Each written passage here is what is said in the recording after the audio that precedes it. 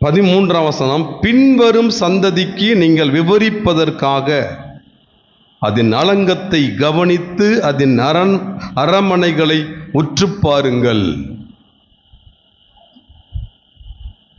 நமக்கு பிறகு ஒரு சந்ததி உருவாகணும். நமக்கு பிறகு ஒரு சந்ததி உருவாக வேண்டும்.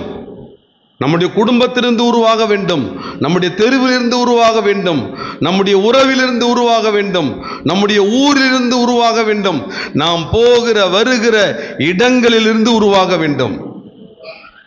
இல்லைன்னா நம்ம யாரு கிடையாது, கர்த்தருடைய பிள்ளையே கிடையாது.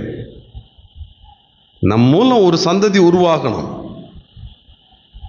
நம் மூலம் ஒரு கூட்ட ஜனம் கர்த்தரை அறிந்து கொண்டு பரலோகத்திற்கு ஆயத்தப்படணும். அது இல்லாத வரைக்கும் நம்மில் ஒருவர் கூட நான் ஒரு கர்த்தருடைய பிள்ளைன்னு சொல்லுவதற்கு அந்த ஸ்தானத்திற்குரிய நபர் கிடையவே கிடையாது.